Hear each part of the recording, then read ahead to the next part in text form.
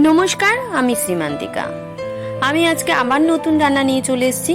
আজকে রান্না করে দেখাবো মুগ ডাল দিয়ে চাল কুমড়ো। তাই রান্না দেখতে দেখতে আমার চ্যানেলটাকে সাবস্ক্রাইব, লাইক, শেয়ার করতে ভুলবেন না। তো চলুন, এখন একটা 3টে চাল কুমড়োর মধ্যে একটা চাল কুমড়ো ভালো দেখে নিয়ে নিলাম। এখন এটা আমি কুচো কুচো করে কেটে নিয়ে চলে আসব। তো কেটে নিয়েছি চাল কুমড়োটাকে। এখন দেখে নেব এই মুগ ডাল দিয়ে চাল কুমড়ো রান্না করতে কি কি মশলা নিতে হবে। তো আমি এখানে মশলা নিয়ে চলে এসেছি। নিয়েছি মুগ ডাল, আদা বাটা, জিরে গুঁড়ো, ধনে গুঁড়ো, কাঁচা লঙ্কা, ধনে পাতা, নুন, চিনি, টমেটো, আর এখানে নিয়ে নিয়েছি তেজপাতা, শুকনো লঙ্কা আর 5 ফোড়ন। এই মশলা দিয়ে আজকে রান্না করে দেখাবো মুগ ডাল দিয়ে চাল কুমড়ো। তো সঙ্গে থাকুন, দেখতে থাকুন। এখানে আমি ইন্ডাকশন ওভেনটা জ্বালিয়ে কড়াটা বসিয়ে দিয়েছি। এখন শুকনো কড়াইয়ে মুগ ডালটাকে ভেজে নেব।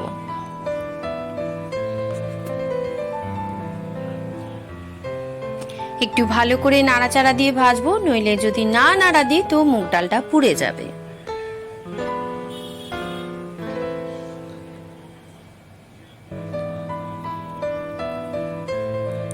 মুগ ডালটা ভাজা হয়ে গেছে। এখন আমি মুগ ডালটাকে একটা পাত্রের মধ্যে তুলে নেব। তুলে নিয়েছি একটা পাত্রের মধ্যে। এবার কড়ার মধ্যে দিয়ে দেব পরিমাণ মতো সর্ষের তেল। তেলটা গরম হওয়া অবধি অপেক্ষা করতে হবে।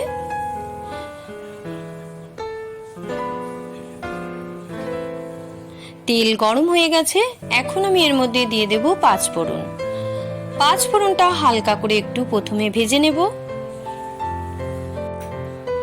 5 ফোড়ন একটু ভালো করে ভাজলে 5 ফোড়নের গন্ধটা খুব সুন্দর বেরোয়। যে তরকারিতেই 5 ফোড়ন দেন না কেন একটা আলাদা রকম টেস্ট হয়। তো 5 ফোড়নটা এখন ভাজা হয়ে এসেছে। এখন আমি এর মধ্যে দিয়ে দেব শুকনো লঙ্কা আর তেজপাতা। শুকনো লঙ্কা আর তেজপাতা দেওয়ার পরে আমি আরেকটু ভালো করে মশলাটাকে ভেজে নেব।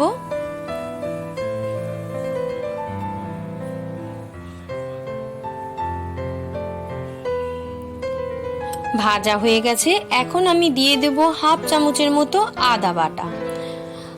আদা বাটা দেওয়ার পরে আদা বাটাটাকেও ভালো করে একটু ভেজে নেব।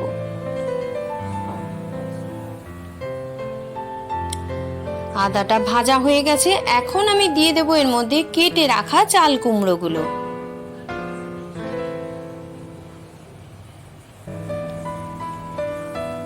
চাল কুমড়োটা দেওয়ার পরে খুন্তি দিয়ে ভালো করে একটু নাড়াচাড়া দিয়ে দেব।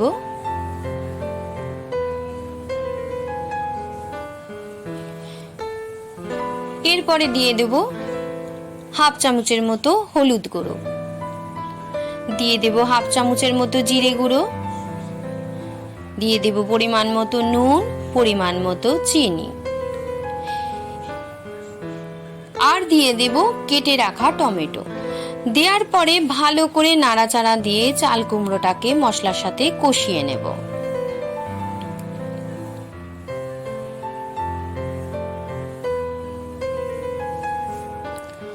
এই চাল কুমড়োর মধ্যে একটুও জল দেব না।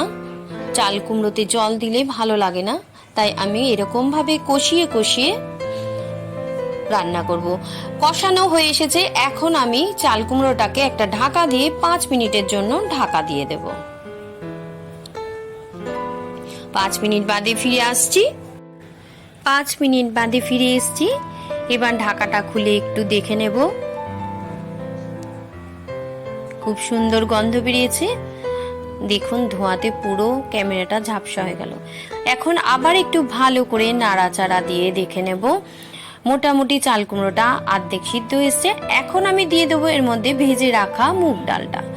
মুগ ডাল দেওয়ার পরে ভালো করে নাড়াচাড়া দিয়ে মুগ ডালটার সাথে চাল কুমড়োটাকে ভালো করে মিশিয়ে দেব।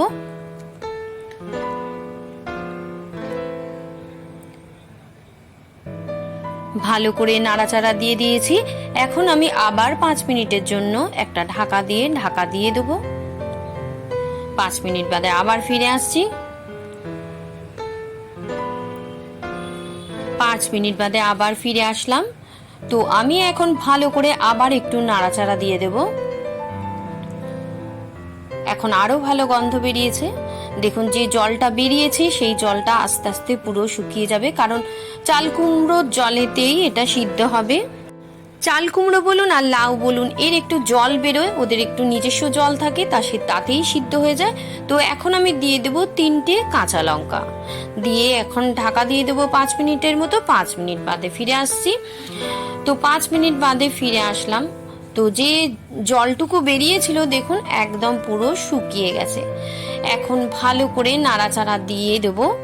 দেখুন চারদিক দিয়ে আমি নাড়াচাড়া দিচ্ছি, পুরো জলটাও শুকিয়ে গেছে আর চাল কুমড়োটাও সিদ্ধ হয়ে গেছে। আর একটাই আমি টেস্টি গন্ধ বেরোচ্ছে। এখন দিয়ে দেব কেটে রাখা ধনে পাতা দেওয়ার পরে একটু ভালো করে নাড়াচাড়া দিয়ে দেবো। আপনারা এই রান্নাটা বাড়িতে করে খেয়ে দেখবেন, আর আমায় প্লিজ ভালো হলেও একটা কমেন্ট করবেন, খারাপ হলেও একটা কমেন্ট করবেন।